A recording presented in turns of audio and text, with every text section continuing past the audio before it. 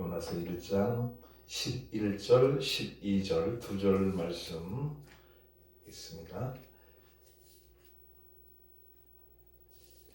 바다가 점점 흉흉한지라 무리가 그에게 이르되 우리가 너를 어떻게 하여야 바다가 우리를 위하여 잔잔하겠느냐 하니 그가 대답하되 나를 들어 바다에 던지라 그리하면 바다가 너희를 위하여 잔잔하리라. 너희가 이 큰 폭풍을 만난 것이 나 때문인 줄 내가 아노라 하니라. 아멘. 아멘. 요나 선지자 다 잘 알고 있습니다. 그래서 요나라고 그러면은 하나님의 말씀을 순종하지 않은 사람, 불순종의 대명사로 우리가 요나를 말하고 있습니다.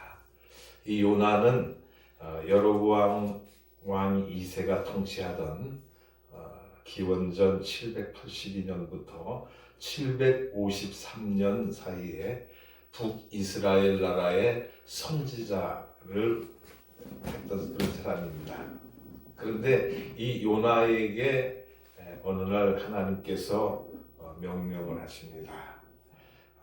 지금 내가 내려다보니까 니느웨가 죄가 너무나 많이 관영하고 너무나 그들이 나를 배반하고 잘못된 길로 가고 있으니까 요나야 너는 니느웨로 가서 나의 심판을 외치라 그 말씀을 하지요. 근데 이 말씀을 들은 요나는 하나님의 말씀에 순종하지 않고 다시스로 가는 배에 오르게 되었는데 성경 오늘 본문을 이렇게 읽다 보니까 배의 싹을 지불하고 다시스로 가는 배에 올랐다라고 하는 기록이 있습니다.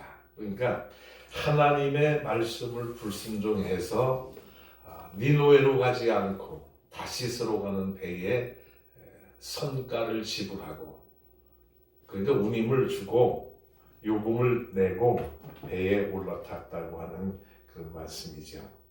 근데 하나님은 요나가 가는 도망길을 평안하게 잘 가라고 하시지 않으세요. 그래갖고 요나가 가고 있는 그 바다에 풍랑이 일게 하고 여러 가지 어려움이 닥쳐오면서 이제 그 배가 바닷물 속에 침몰할 지경까지 이르게 됐던 것을 오늘 성경을 통해서 우리가 알 수가 있습니다. 저는 이 말씀을 읽으면서 그런 생각을 해봤습니다. 요나가 타고 가는 배가 지금 풍랑을 만나서 바다에서 좌초 위기에 빠져 있는데 오늘 대한민국의 이 모든 백성들이 대한민국호라고 하는 배에 몸을 싣고 지금 망망대해를 항해하고 있는 그런 상황을 이렇게 그려보면서 어쩌면 요나가 겪었던 그 시대의 그 상황을 오늘 우리가 겪으면서 요나가 우리에게 주는 교훈을 통해서 이 어려운 문제를 해결할 수 있지 않을까 그런 생각을 해봅니다. 그러니까 이 어려운 문제를 풀 수 있는 것은 다른 것이 아니라 요나의 행동을 통해서 우리는 깨달을 수가 있다 그런 얘기입니다. 오늘 우리 대한민국은 여러 가지 어려움 가운데 빠져 있습니다. 풍랑의 위기 속에 우리가 있습니다. 그 풍랑이 어떤 풍랑입니까? 여러 가지 풍랑이 있겠습니다만은 몇 가지를 들어서 얘기를 하면은 첫 번째가 경제의 풍랑입니다. 경제가 너무나 어려워져 가지고 참 이거 어떻게 해야 경제를 다시 회복시킬 수 있을까 걱정거리가 아닐 수가 없습니다. 그래서 경제가 살아나고 경기가 좋아야 백성들이 먹고 사는데 지장이 없는데 경제가 안 좋아지면은 폭동이 일어나는 폭동. 그래서 국민들은 배부르게 먹여줄 때에 그들이 잔잔하지만은 배가 고프면은 폭동을 일으키게 돼 있어요. 짐승들도 마찬가지입니다. 짐승들도 배불리 먹여주기만 하면 주인 말 잘 듣고 잘 따르는데 배를 고프게 해보세요. 굶겨보세요. 며칠 동안 말 안 들어요. 물으려고 덤벼들어요. 짐승들도. 아멘. 오늘 우리 대한민국의 백성들이 이제 독이 오르기 시작을 했어요. 어느 정도 궤도에 올라가 됐어, 독이. 조금 있으면 물어버린다는 거예요.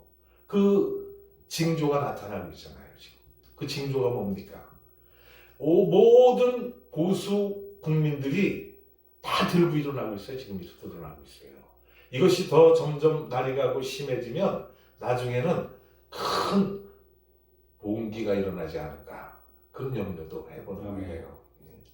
지금 전광훈 목사님을 주축으로 해서 기독교가 중심이 되어서 이 나라의 잘못된 현실을 지적하고 이 나라가 바른 길로 가야 되겠다, 백성들이 배부르게 잘 먹고 잘 살 수 있는 그런 나라로 만들어 봐야 되겠다, 그리고 더 나아가서는 대한민국이 신앙의 자유가 있는 그런 복음의 나라를 만들어 봐야 되겠다라고 하는 그런 일념으로 지금 청와대 앞에서 기도회를 하고 있지 않습니까?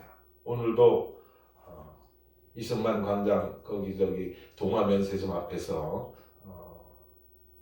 애국 국민들 또 기독교인들이 모여가지고 운동을 하고 있는데, 오늘 그런 현실을 이렇게 가만히 바라보면서 과연 이 나라가 이대로 계속 간다 그러면은 머지않아서 큰 위기를 맞이할 것이 아닌가, 그런 생각을 해요. 그 위기는 김정은이가 밀고 내려오는 그런 위기가 아닙니다. 국내에 이 백성들로부터 일어나는 위기라는 거예요. 이걸 잘 알아야 됩니다. 정치하는 사람들이 이것을 모르면 안 돼요. 그래서 중국의 그 공자에게 애공이라고 하는 왕이 물어봤잖아요.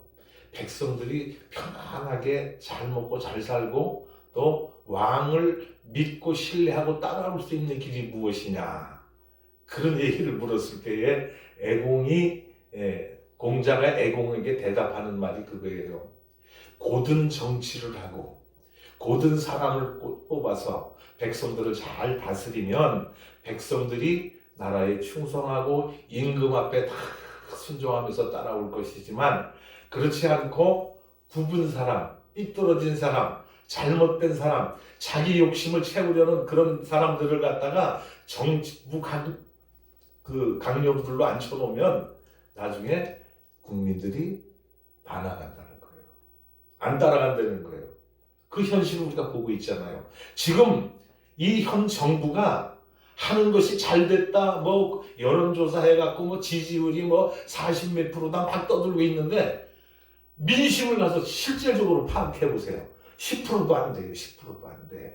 근데 그거를 왜곡 호도해가지고 뭐 40%가 되느니 50%가 되느니 자기 정권에 그냥 피해가 가지 않으려고 그렇게 발뺌을 하고 있지만, 현실은 그렇지 않거든요. 현실의 백성들의 그 상황을 우리가 파악해 보면은 굉장한 지금 불만이 쌓여 있는 거예요. 이북에서 김정은 정권도 지금 국민들이, 이북의 동포들이 불만이 쌓일 대로 쌓여 있는 거예요. 거기도 머지않아 폭동이 일어날 수도 있는 거예요. 우리나라도 마찬가지예요. 이 현 정권이 이대로 계속 나가고 국민들의 눈과 귀를 막아버리고, 그냥 왜곡된 말로다가 계속 그냥 정권을 갖다 피하라고 이렇게 잘못돼서 가면은 나중에는 국민들이 그 용납 안 합니다. 일어서는 거예요. 우리나라 사람들이 어떤 사람들입니까? 지금까지 우리 한국의 역사를 살펴보면 잘못되고 부정한 정권이 있을 때는 꼭 들고 일어납니다. 참을 때까지는 참아주지만 어느 한계에 도달하면 폭발한다는 거예요. 폭발. 그 시점을 우리가 언제로 보느냐? 위기에 지금 머지않았어요. 국민들이 들고 일어나서 이 나라를 뒤집어 엎을 국민운동이 일어날 날이 멀지 않았다는 겁니다. 이거를 우리가 국민들이 또는 정치인들이 깨닫고 바로 나갈 수 있는 길을 우리가 열어야 되는데, 참 너무나 안타깝습니다. 국민들은요, 단순합니다. 배부르고 편안하게 해주면 되는 거예요. 근데 지금 배부르게 해줍니까? 편안하게 정부가 국민들에게 해주고 있습니까? 전 그렇지 못하고 생각을 해요. 배도 고프지요. 불안 속에 살아가지요. 왜 그렇습니까? 경제를 망치니까 배가 고플 수밖에 없는 거예요. 안보를 갖다 파괴시키니까 불안한 삶을 살아갈 수밖에 없다는 얘기입니다. 이 위기를 우리가 맞고 있는 거예요. 그리고 정치의 풍랑이 일어나고 있는데 지금 국회 안에서 싸우는 것, 풍랑이 일어나는 걸 보면 참 너무나 안타깝습니다. 우리나라가 선진국이라고 아무리 얘기를 해도 절대 선진국이 될 수가 없어요. 정치의 선진국이 될 수가 없다는 얘기입니다. 정치 선진국은 어떤 게 정치 선진국이냐면요, 다른 당이 됐다 할지라도 그 당에서 내세운 그 내용들이 국민들을 위한 것이고 나라를 위한 것이면 다른 당에서도 거기에 협조합니다. 아멘. 그게 선진 정치예요. 근데 우리나라는 어떻게 해요? 당리당략에 의해서 당에서 어떤 걸 하나 딱 내세우면 그게 좋든지 나쁘든지 백성들이 그것을 따라오든지 안 따라오든지 좋아하든지 안 좋아하든지 자기들이 내세운 거는 그냥 끝까지 몰고 나가려고 하는 거예요. 이게 후진 정치입니다. 무슨 선진국이라고요? 우리나라 선진국 되려면 경제적으로는 조금 선진국 대열에 이제 끼려고 하지만 다른 면에서 정치라든가 이 모든 면에서 보면은 우리나라 선진국 아직 멀었습니다. 어려움이 지금 많이 쌓이고 있다고 하는 그런 얘기예요. 그래서 대한민국이 이렇게 정치적으로나 경제적으로나 안보적으로나 불안한 속에 이렇게 살아가고 있는데, 풍랑 속에 우리가 살아가고 있는데, 이 풍랑 속에서 살아날 수 있는 방법이 무엇일까? 요나가 배를 타고 다시스로 도망갈 때에 풍랑이 일어났고 배가 침몰 지경에 이르렀을 때에 선원들이 다급해갖고 선장들과 아우성을 치면서 이게 왜 풍랑이 갑자기 이렇게 나타났을까? 잔잔한 바다가 왜 이렇게 노했을까? 막 난리를 치고 그 원인을 찾기 위해서 막 노력하지 않습니까? 그러는 가운데 그 풍랑의 원인을 가져온 사람이 바로 다른 사람이 아니라 요나라는 것을 거기서 알게 되는 거예요. 제비를 뽑으니까 제비가 요나에게 당첨됐어요. 그 요나에게 당첨된 제비가 지금의 한 로또 복권이나 됐으면 얼마나 좋았을까. 그러면 로또 복권을 받아가지고 참 우리의 꿈을 실현할 텐데, 근데요 그 로또 복권을 당첨된 사람들은 다 실패하고 다 못 살게 됐대. 차라리 당첨되지 않았던 것이 그 사람에게 나을 뻔했다라고 하는 그런 생각, 그런 이야기들을 많이 하고 있는데, 아마 우리 에덴 복지 선교회에는 로또가 당첨되면은 금방 그냥 아주 부흥이 될 것 같아요. 네? 금방 부흥이 되고, 왜냐면은 우리가 목표가 있잖아요. 아멘. 쓰려고 계획을 세우고 있잖아요. 요럴 때 물질만 딱 던져주면 팔딱 일어난다는 거야. 팔딱 일어난다는 거야. 근데 준비가 안 된 사람한테는 돈을 주면 그게 복이 아니라 독이 되는 거예요. 독이 되는 거예요. 아멘. 그래서 로또 복권을 맞은 사람이 다 패가망신하고 거지가 돼갖고 노숙자가 되고 그렇게 됐어요. 근데 하나님이 우리 에덴 복지 선교회를 로또 복권에 걸맞는 그런 복을 다 내려주시면 우리는 망하지 않고 그 하나님을 위해서, 복음을 위해서 큰 계획을 세우고 이 나라를 살리겠다고 이렇게 나가니까 우리는 뭐 돈만 갖다 주면은 금방 일어나서 일할 거 아니에요. 금방 세워질 거 아니에요. 준비가 안 된 사람은 그거 줘도 안 돼. 우리 준비가 됐잖아 이제. 기도하면서 매주 토요일 날 모여서 하나님 앞에 예배드리고 하나님 에덴 복지 선교회를 세워주세요. 이 에덴 복지 선교회를 통해서 지금 풍랑을 만나 좌초에 빠져 있는 이 대한민국을 우리가 건질 수 있게 해주세요. 살려주세요. 기도하고 준비하고 있는데 하나님이 딱 내려만 주시면 출발을 하는 거예요. 이제 지금 모든 배를 항구에 딱 대기시켜 놓고 출발 명령만 딱 대기하고 있는 상태잖아. 우리가요. 준비는 다 했잖아요. 지금 준비하고 있잖아요. 그래서 하나님이 출발 신호만 딱 보내면은 출발을 하게 돼 있어. 배를 띄우게 돼 있어. 항해에, 그 망망대해에 그 에덴 복지 선교회라고 하는 배를 출발시킬 그런 준비가 다 돼 있다는 말씀이에요. 그래서 하나님은 언젠가는 곧 주시지 않을까. 출발 신호를 우리에게 내리지 않을까 그런 생각을 하고 있는 거예요. 그래서 출발 신호가 하나님의 명령으로 딱 떨어지기만 하면 우리는 그때부터 발벗고 열심히 뛰기만 하면 되는 거예요. 그래서 어두워져가는 이 세대를 밝히고 풍랑을 만나 좌초위기에 빠진 대한민국을 살리고 어두워진 복음, 이제 헷갈리는 복음, 유전자가 변형돼서 앞을 가늠할 수 없는 그런 복음을 갖고 이 믿음 세계, 신앙 세계를 흔들고 있는 그런 모든 것들을 다 정리해야 되는데 그 정리를 누가 할까요? 우리가 해야 되는 거, 우리가. 그 정리하기 위해서 우리가 이 준비를 하고 있지 않습니까? 이 준비를 하는데 하나님이 우리를 어여삐 보시고 응답해 주시면 곧 그것이 실현되지 않을까, 그런 꿈을 꿔보고 기도하면서 주님의 그 출발 신호만 기다리고 있지 않습니까?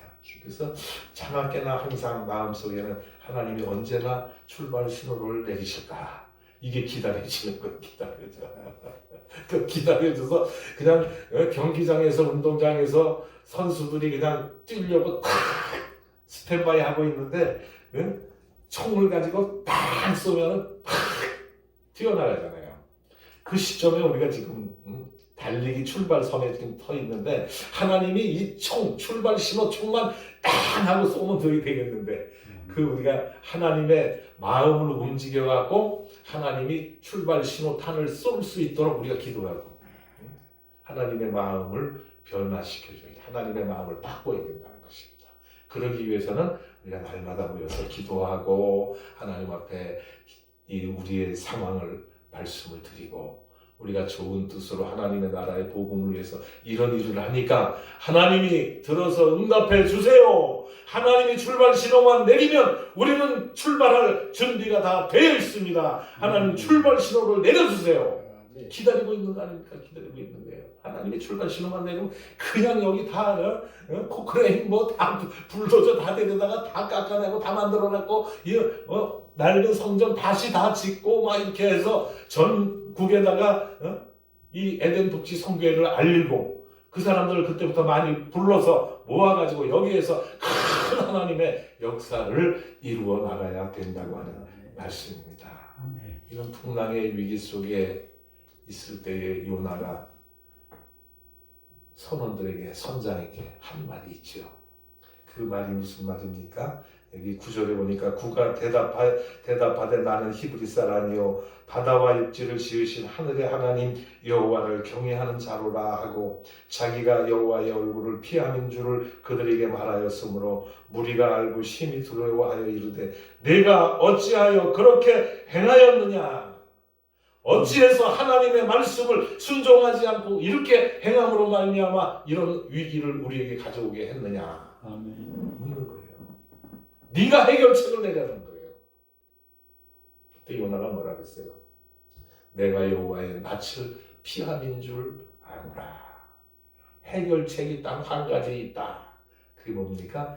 나를 들어서 바다 가운데 던져라. 할렐루야. 아멘. 요나는 책임을 진다는 거예요. 책임을. 풍랑이 일고 바다에 좌초할 위기 속에 빠져있는 그 배를 살릴 수 있는 그 키를 알고 있다는 거예요. 요나는. 아멘. 그게 뭡니까? 나를 들어서 바다에 던지라. 그러면 이 바다가 잔잔해질 것이다. 누가 이 시대의 요나가 될까? 대한민국 호가 풍랑을 만나 좌초위기 가운데 빠져 있는데 누가 그 바다에 뛰어들 것인가? 이게 키 아닙니까? 자기를 희생하는 것이 바다에 뛰어드는 것입니다. 아멘. 바다에 뛰어든다는 것이 그냥 바다에 들어가서 발 담그고 나오는 게 아니라는 말씀이에요. 바다에 빠졌다고 하는 것은 죽을 각오를 하고 뛰어드는 것을 얘기합니다. 자기의 목숨을 이미 바친 것입니다. 그래야 살아난다는 거예요. 그래야. 아멘. 대한민국에 그런 사람이 있지요. 전 목사. 그분이 바로 요나예요. 요나. 아멘. 우리가 요나를 가리켜서 말할 때에 불순종의 그냥 대명사로 잘못된 사람이고 하나님의 말씀을 떠난 사람이라고 이렇게 치부하지만은 그러나 잘못된 길에서 돌이켜서 모든 문제를 해결했던 게 요나입니다. 아멘. 사람이라고 하는 것은 처음부터 끝까지 다 다르게 살 수는 없어요. 하나님을 믿고 신앙생활하는 사람도 때로는 위기에 빠질 수도 있고, 때로는 신앙이 떨어질 때도 있고, 때로는 하나님의 품을 떠나서 불순종의 길을 갈 수도 있습니다. 그러나 과거에 그렇다 할지라도 지금 현 시점에서 모든 잘못을 뉘우치고 하나님 앞에 돌아와서 회개하고 나를 들어 바다에 던지면 이 풍랑이 잔잔해질 것이라고 하는 이 확신을 가지고 자기를 던질 수 있는 각오와 희생을 가지고 있는 사람이 나타나야 바다의 풍랑이 잔잔해진다는 거예요. 대한민국의 이 위기가 한 사람이 뛰어들어서 자기의 목숨을 던질 때 잔잔해진다는 거예요. 이 일을 위해서 나는 전광훈 목사님이 바로 그 일을 하고 있다. 근데 저는 이상하게 요즘에 부흥회를 다니면서 가서 설교할 때마다 전광훈 목사님 얘기가 계속 빠지진 않구나. 왜 그런지 모르겠어요. 설교하는 가는 데마다 전광훈 목사님 얘기가 나와. 그만큼 하나님이 세우신 사람이라는 거예요. 하나님의 선지자라는 거예요. 전광훈 목사가, 제가 우리 옥 목사님하고 통화를 했었지요. 하나님 까불지 마. 그 얘기했더니 온 나라가 들끓고 있어. 온 언론들이 다 그걸 가지고 막 전광훈 목사를 갖다 막 공격을 하고 있어요. 전광훈 목사님이 거기에 대해서 해명을 하는 걸 들었는데 그 아가서라든가 또 그 성경 여러 곳에 보면은 우리가 하나님의 친구라는 거예요. 하나님의 친구. 친구가 친구를 대할 때 친구한테 친구님 평안하셨습니까? 친구님 뭐 어떻게 이렇게 해요? 아니, 야, 너 잘 있었니? 뭐 어려운 문제 없어? 친구 사이는 그거야. 그렇잖아요? 야, 너 친구 나 좀 섭섭하다.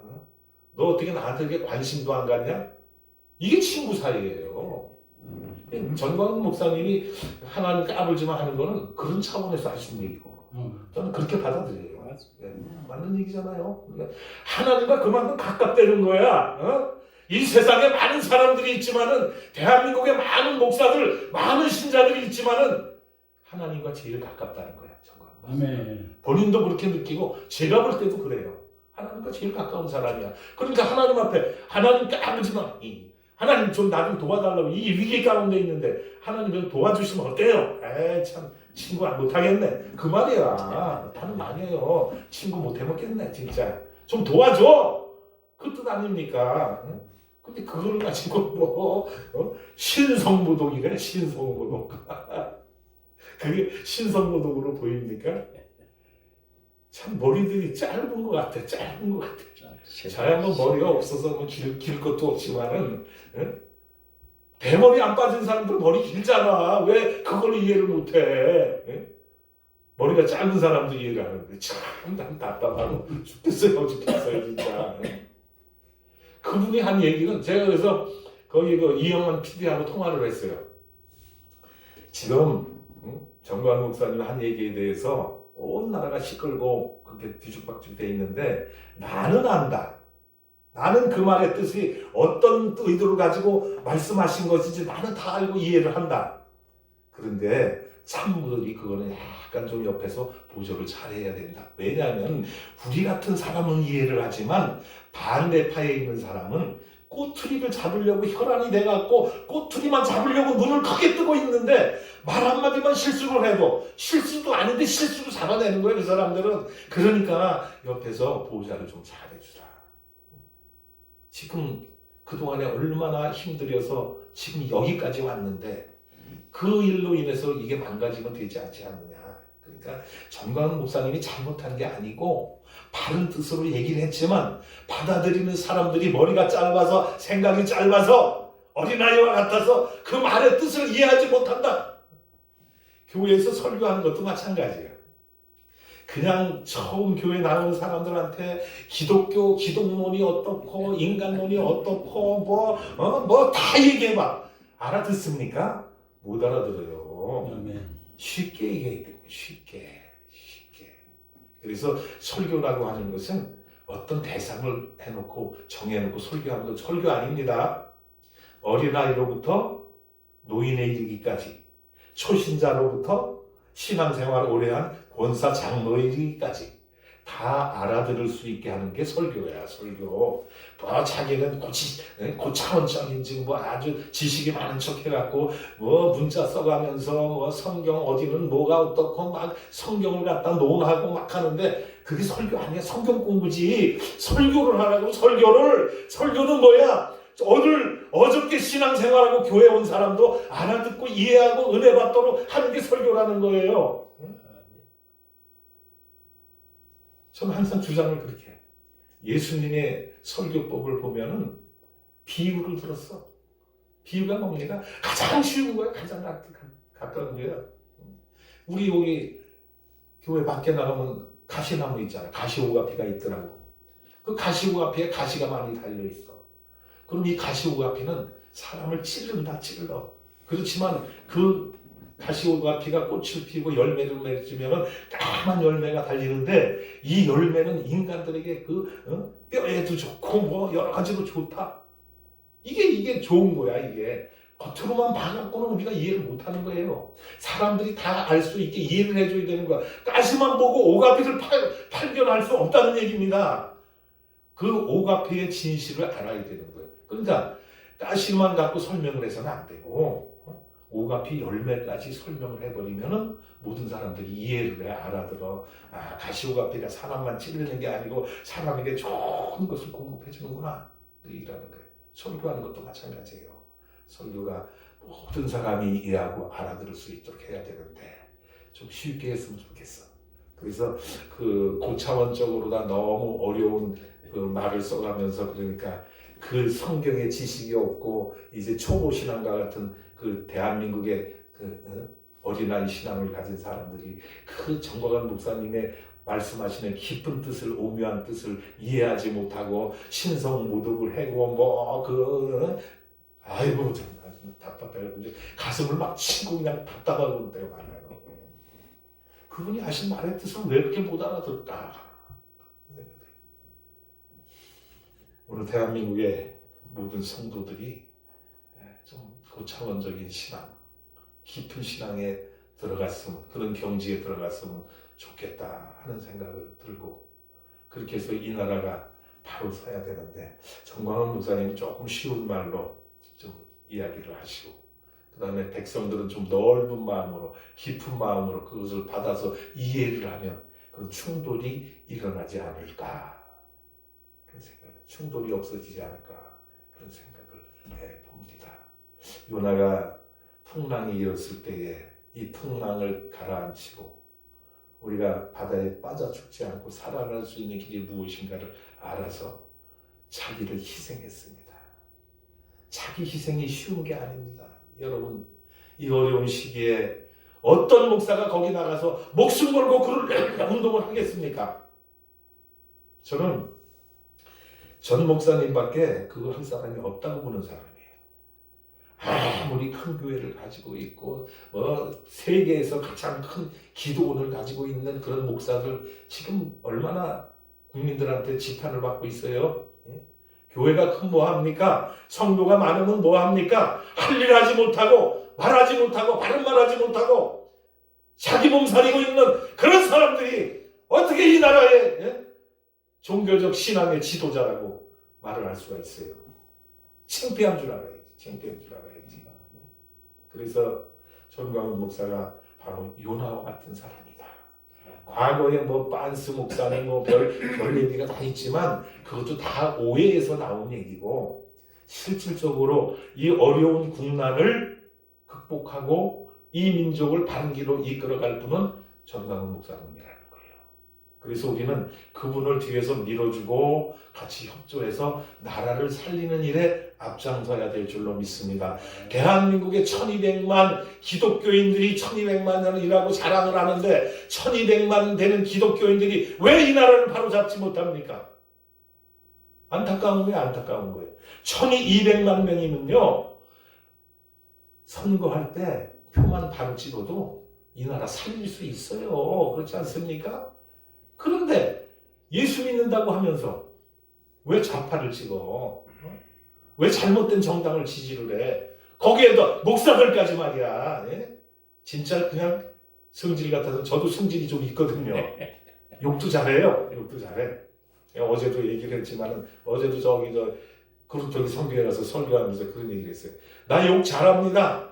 군대 생활할 때 내무반장을 해가지고 옛날에 우리 군대 생활할 때는 지금이야 군대도 아니잖아요. 군대 생활 조금만 말하면은 그저 삐져갖고 자살한다 그리고 뭐하고 핸드폰 다 날아주고 이게 나라의 군대가 군대예요. 이게 지금 저희도 군대 생활할 때는 빠따가 떠나질 않았어요. 군대. 야전사 따르고 우리는 포반이었기 때문에 가늠대라고 있잖아요. 겨눈대. 그거로다가 그냥 막 배를 찔러가면서 두드려 패면서 이렇게 군대 생활했거든요. 그러다 보니까 거기서는 욕이 아니면 말이 안 돼. 말이. 그래서 일상 용어가 욕이야. 야, 이 개새끼들아 하면서 하는 게 욕이야. 그게 몸에 배다 보니까 아주 욕쟁이가 돼버렸어. 군대를 제대해갖고 결혼을 했는데 우리 집사람이 그때 신학교를 다녔거든요. 신학교를 다니는데 우리 교회 장로님이 같은 신학교를 다니는 분이었어. 근데 김 선생 그 우리 학교에 참하고 이쁜 그 자매가 하나 있는데 한번 선 좀 한번 안 볼래? 그러더라고요. 그래서 그래요? 한번 보지요. 그리고 선을 받았고 만났는데 그 우리 집사람이 얼굴이 굉장히 이뻤습니다. 그러니까 그 형부의 친구들이 사장하는 사람들이 많이 있었어. 그래갖고 사장들이 중매해달라고 청혼이 여기저기서 들어오는데 첫 번째 조건이 뭐냐? 그 사람 예수 믿어 합니다. 형부 딱 물어봐. 예수 안 믿는다면 너. 그 괜찮은 사장들이 청혼이 많이 들어왔는데 다 노려버렸어. 그리고 내가 이제 이렇게 연결이 됐는데 신앙생활 잘한다고 장로님이 그때 이제 군대 제대하고 새벽 기도를 하루도 안 빠지고 그냥 교회까지 거리가 멉니다. 저기 남양주시 와구 그때 도곡리라고 하는 데인데 그 도곡리 버스 종점 있는 데서 우리 집까지는 한참 한 2km 이상 걸어가야 하는데 거기는 뜨문뜨문 집이 있고 좀 산골로 들어가는 그런 길이었었는데 거기를 새벽마다 빠지지 않고 비가 오나 눈이 오나 항상 새벽길로 나가니까 장로님이 신앙이 엄청나게 좋다고 우리 집사람을 중매를 한 거야. 그랬는데 결혼을 딱 하고 나니까 이게 말하는 것마다 욕이야. 이게 말하는 것마다 욕. 아니 신앙생활 잘한다고 그래서 결혼을 했는데 말끝마다 욕이야. 군대 제대했을 테니까. 군대에서 내무반장하면서 야 이 새끼들아 똑바로 해 이런 사람 욕만 하다 보니까 이게 입에 습관이 돼갖고 집에서도 이 욕이 많이 나오는 거니까 아니 당신 장로님 말씀으로 듣기에는 참 신앙생활 잘하고 신실한 사람이라 그래서 내가 좋은 혼처 다 물리치고 당신하고 결혼을 했는데 실망이 커요. 왜 이렇게 욕을 많이 해요? 그래서 그때부터 욕을 고친 거야. 그때부터 욕을 고쳐가지고 지금도 이제 욕을 많이 고쳤는데 그래도 가끔씩 그냥 성질이 나고 그러면 욕이 막 나와. 오늘 대한민국의 현실을 보면은요 전광훈 목사님 그 욕도 아니야. 더 세게 해야 돼, 더 세게. 그냥 더 세게 해갖고 그냥 이 나라 잘못된 거 다 그냥 막말로 조지고 말이야. 응? 해가지고 바로 잡아야 되는 거예요. 바로 잡아야 되는 거예요. 이 나라를 살릴 사람은 전광훈 목사님밖에 없다. 저는 그렇게 믿습니다. 다른 분들은 어떻게 생각할지 몰라도 저는 그렇게 믿습니다. 그러니까 어떤 사람은 그래요. 저 김도일 목사는 전광훈 목사한테 미쳐가지고 뭐 어쩌다고 그런 얘기가 들려오는데 아니 미쳐도 바르게 미친다는 거야. 우리가 미칠 때 예수에 미쳐야 되고 지금 현실에는 전광훈 목사에게 미쳐야 되고 미쳐야 되는 거야. 미쳐야 되는 거야. 미치지 않은 사람은 일을 할 수가 없어요. 전광훈 목사가 나라 살리는 일에 미치지 않았다면 자기 목숨 내놓고 가서 그렇게 하겠어요? 어젠가 그저께인가 그 종로경찰서에 끌려가고 11시간 조사를 받고 왔다고 그래.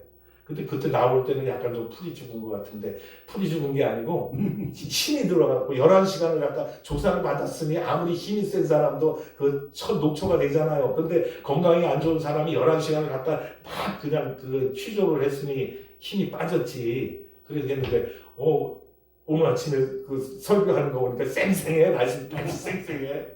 그 마음속에 신념이 있잖아. 신념. 내가 나라를 살려야 되겠다. 도탄에 빠져있는 대한민국을 건져내야겠다. 이런 확고한 신념이 있기 때문에 용기가 있는 거야. 그 자기의 신념을 굽히지 않는 거예요. 그러니까 아무리 어렵고 힘들다 하더라도 용기 있게 나라를 이끌어갈 수가 있게 돼요. 아멘. 그래서 이 시대에 이 풍랑 가운데 빠져있는 좌초위기에 빠져있는 대한민국 호를 건질 수 있는 사람은 요나와 같은 전광훈 목사님이라는 거예요. 아멘. 그래서 자기를 바다 가운데 던져서 풍랑을 잠잠케 했던 요나. 대한민국이 지금 좌초 위기에 빠져 있는데 자기의 목숨을 던져서 이 나라를 살리고 이 나라의 어려운 현실을 구하려고 하는 전광훈 목사님 똑같은 위치에 있는 거예요. 그러면 그렇다고 한다면 이 나라가 망할까요? 아니면 흥할까요? 하나님을 붙들고 나가면 이 나라가 살 길이 열릴 줄로 믿습니다. 아멘. 왜? 자기를 희생하는 사람이 있기 때문에, 책임질 줄 아는 사람이 있기 때문에. 저는 정치하는 분들에게 감히 말씀을 드리고 싶습니다. 아멘. 정치에 대해서 책임을 지세요.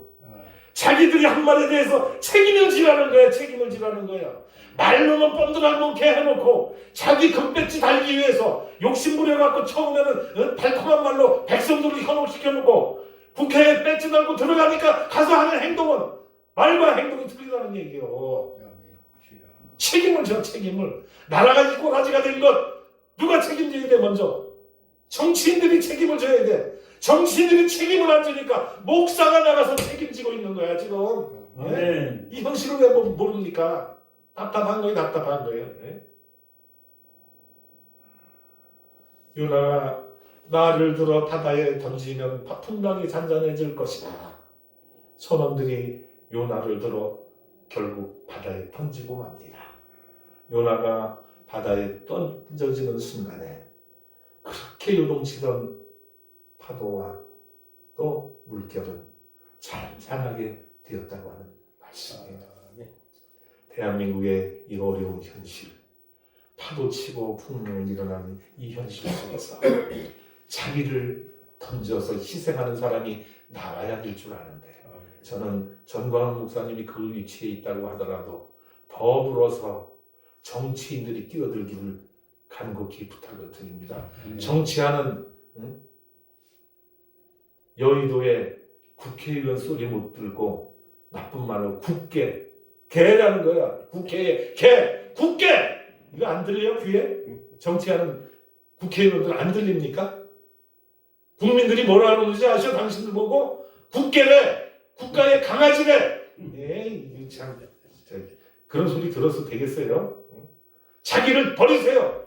자기를 희생하세요. 요나와 같이 이 풍랑 가운데 내가 뛰어들어서 대한민국을 살리겠다고 하는 그런 각오를 가지고 뛰어들면 당신들은 살아날 줄로 믿습니다. 아멘. 망하는 게 아니야. 살아나는 거예요. 살아나는 거예요. 누가 그걸 할 것입니까? 이사야 선지자가 하나님께서 누가 나를 위하여 가면 내가 누구를 보낼 거 그랬을 때 이사야가 뭐라 그랬어요?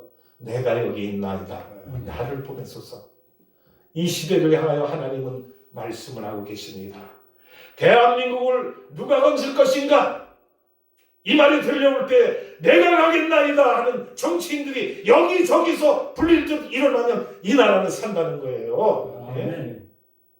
눈치 보고 당대표 눈치 보고 내년 4월 달에 공천을 받아야 되니까 할 말 못하고 참 치사하고 유치하고 아둠의 치유라는 말 아시죠?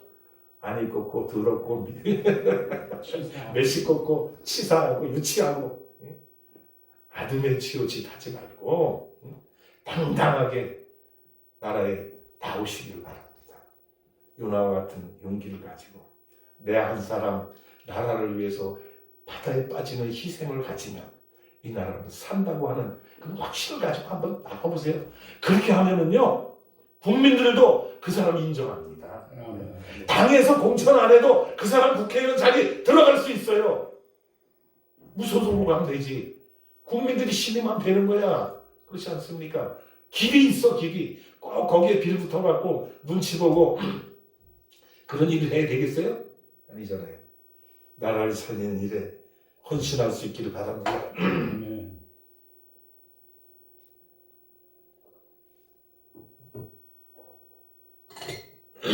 그리하면은 우리나라가 이거보다 더 어려운 현실이 와도 극복할 수 있어. 그런 자신감과 용기와 희망을 가지고 우리나라를 이끌어갈 수 있기를 부탁을 드립니다. 아멘. 정치하는 여러분들 참 국정 보느라고 여러 가지 어려움이 많을 터인데 이런 무거운 말을 해서 죄송합니다만 그러나 이것이 무거운 말이 아닙니다. 제가 한 말대로 하면 여러분의 정치 생명은 길어질 것이고 여러분이 정치하는데 어려움이 없어질 것이고 나라를 살리는 일에 1등 공신이 될 줄로 믿습니다. 이 말 기억하셔가지고 나라를 살리는 일에 앞장설 수 있기를 바랍니다. 그리고 우리 에덴 복지 선교회 회원들에게 당부드립니다. 요나와 같이 이 어려운 현실 속에서 우리가 살 길은 나를 희생하는 길이다. 아멘. 내가 그 풍랑 가운데 뛰어들면 풍랑은 잔잔해질 것이다. 그래서 하나님이 원하시는 하나님이 기뻐하시는 에덴 복지 선교회가 세워질 것이라는 것입니다. 아멘. 우리 모두가 이런 생각을 가지고 에덴 복지 선교회를 위해서 또 대한민국을 위해서 나를 희생하는 요나와 같은 희생의 제물들이 되시기를 예수님의 이름으로 축원합니다.